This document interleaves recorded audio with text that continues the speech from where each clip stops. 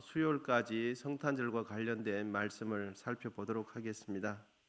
오늘 설교 제목은 나실 바 거룩하신 하나님의 아들이라는 제목을 정했고요.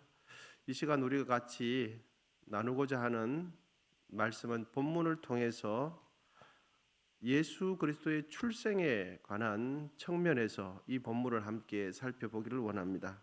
먼저는 성탄의 기쁨이 우리 모두에게 충만하게 임하고 그 성탄의 기쁨을 한 주간 동안 누리게 되시기를 기원드립니다. 이 시간은 본문을 통해서 예수님의 출생, 특별히 성령으로 예수님께서 잉태되었다라는 이 말씀이 가지고 있는 함의에 대해서 좀 나누도록 하겠습니다. 처녀 마리아가 뱃속에 임신한 그 아기 예수님은 잘 아시는 대로 그의 남편인 요셉으로부터 얻은 아이가 아니었습니다. 마리아가 뱃속에 임신한 아기는 전적으로 성령에 의해서 잉태되고 임신이 되었습니다. 여러분, 요즘 환경이 좋지 않아서 건강한 여성도 임신이 잘 되지 않죠. 그래서 임신이 잘 되지 않아서 여러 가지 의술의 도움을 받기도 하죠. 그래서 시험관 아기를 이렇게 출산하기도 하고 또 다른 어떤 누군가에서 도움을 받아서 이렇게 임신을 하기도 합니다. 오늘 있는 마리아는 평소에 임신이 되기를 원했는데, 그래서 임신을 원했지만 임신이 되지 않는 그런 불임의 상태에 있다가 자기도 임신하기를 원했는데 자기도 원했어요. 그런데 성령께서 좀 도와주셔가지고 임신이 잘 됐다, 이런 차원이 아닌 거죠. 그 어떤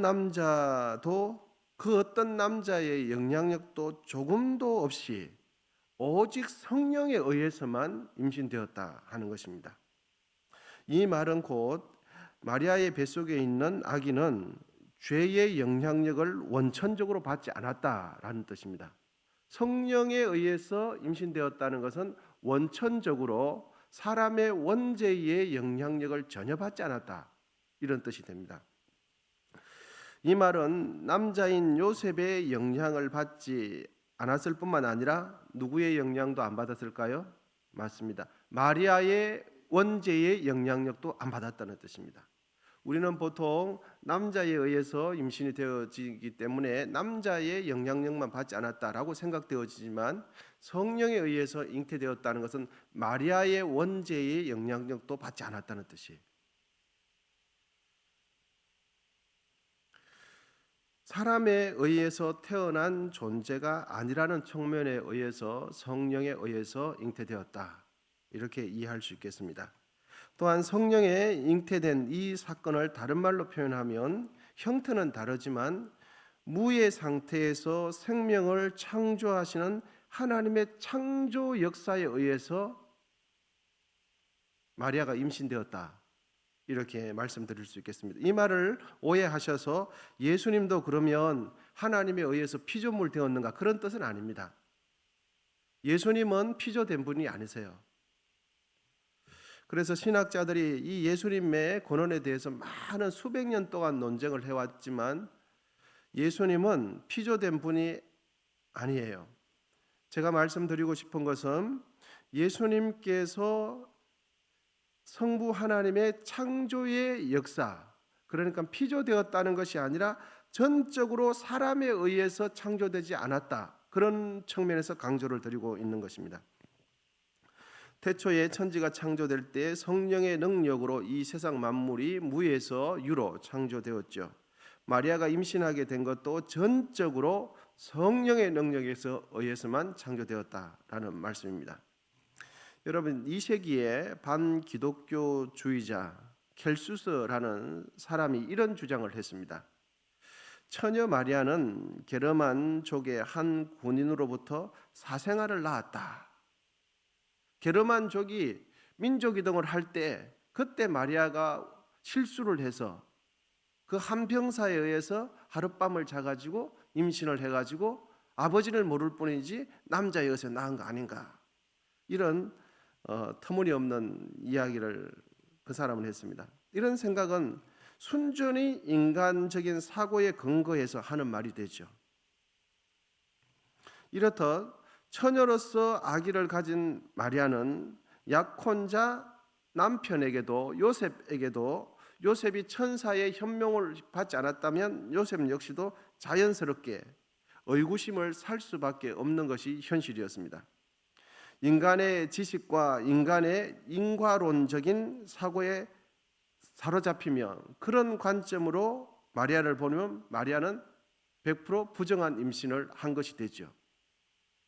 인과론적으로 남자를 알지 못하는 여자는 임신할 수가 없기 때문이죠.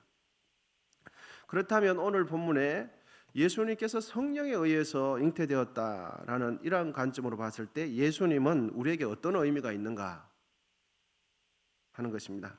여러분 본문 35절인데요. 같이 한번 읽어보시면 좋겠습니다. 본문 35절입니다. 같이 읽도록 하시겠습니다. 시작. 천사가 대답하여 이르되 성령이 내게 임하시고 지극히 높으신 이의 능력이 너를 덮으시리니 이러므로 나실 바 거룩한 이는 하나님의 아들이라 일컬어지리라. 아멘.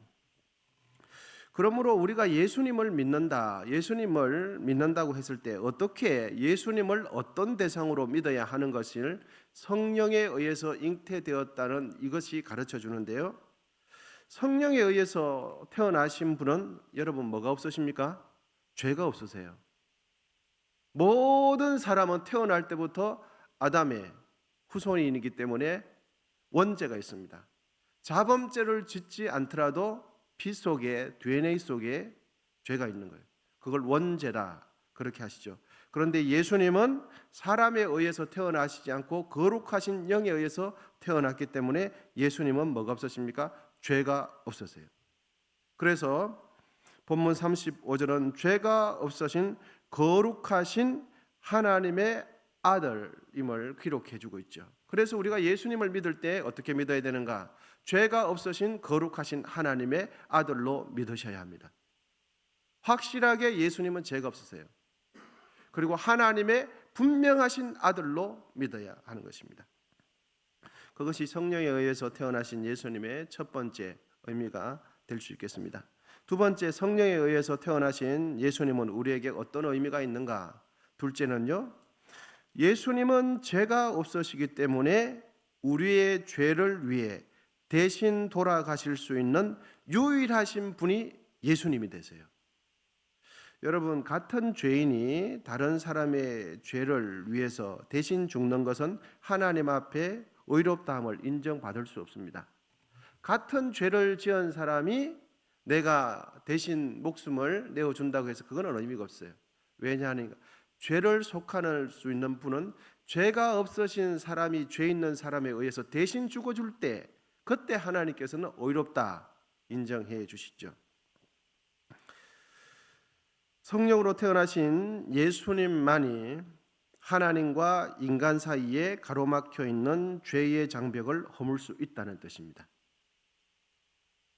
거룩하신 하나님, 죄 없으신 하나님과 죄인 사이에 중보자 역할을 하실 수 있는 분은 누구밖에 없으십니까? 예수님밖에 없으세요.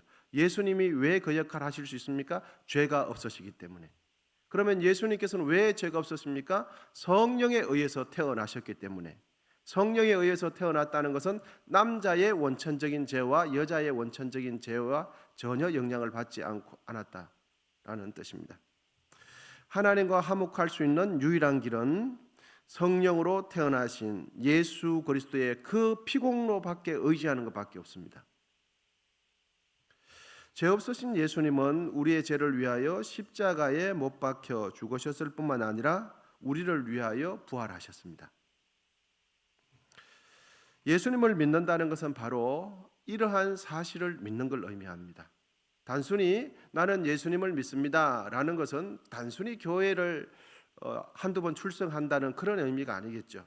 그래서 예수님을 믿는다는 것은 예수님께서 온전하게 죄가 없으신 분, 하나님과 죄인된 나 사이를 연결해 줄 수 있는 그 유일하신 분은 예수님밖에 없다는 것, 이러한 사실을 믿는다는 것입니다. 남자를 알지 못하는 마리아가 임신을 했을 때 주위 사람들은 어떻게 임신한 그 마리아를 쳐다봤겠습니까? 말도 안 된다는, 그리고 그 여성이, 그 처녀가 지극히 자기 실수를 변명으로 일관한다고 그렇게 주위에서 다 쳐다보지 않았겠습니까? 무슨 말을 하더라도 설득력이 있겠습니까? 세상 천지 지구가 태어난 뒤에 그런 일이 한 번도 없었는데. 하지만 여러분, 성령으로 잉태된 이 사실을 마리아는 믿었습니다. 마리아만 믿은 것이 아니라 그의 남편 되는 요셉도 믿었습니다. 우리는 우리의 죄를 담당하시기 위하여 이 땅에 오신 예수님을 하나님의 아들로 나의 구원자로 더욱 확실하게 믿게 되시기를 축원드립니다. 그뿐만 아니라 우리의 삶과 신앙생활에 있어서 우리가 의지해야 할 대상은 오직 예수님의 피공로밖에 없습니다. 그러니까 내 의지, 내 노력 가지고 주님 앞에 설 수 있는 것이 아니죠. 왜? 나는 이미 죄인이기 때문에, 이미 원죄가 있어서 무엇을 하더라도 나의 모습 속에는 죄가 나갈 수밖에 없어요. 그래서 죄 있는 내가 공로를 많이 쌓는다고 해서 의로워지는 게 아닙니다.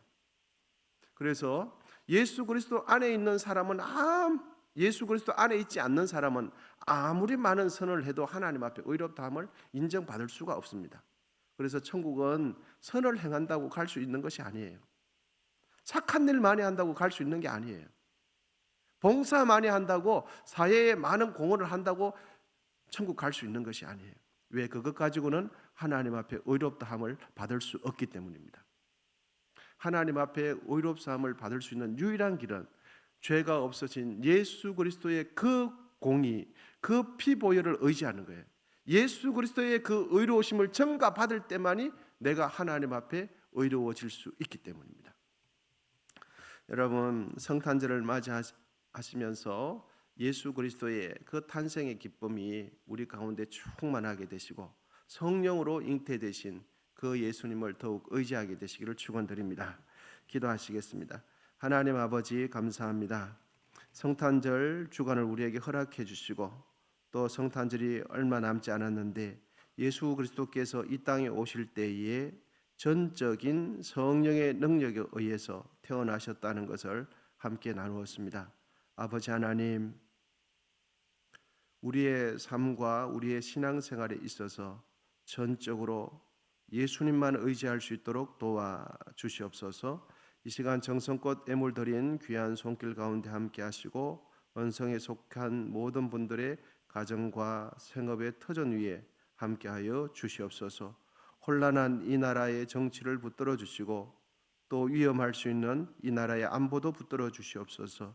아버지 하나님, 힘든 이 나라의 경제와 민생 가운데 함께하여 주시옵소서. 이제는 우리 주 예수 그리스도의 은혜와 하나님 아버지의 담없는 사랑과 성령의 교통하심이 우리의 삶과 신앙에 있어 오직 예수 그리스도의 공로만을 의지하기로 결단하는 우리 모두 위에 이제로부터 영원히 함께 하시기를 간절히 축원하옵나이다. 아멘. 주여 세 번 부르시고 계속해서 기도하도록 하시겠습니다.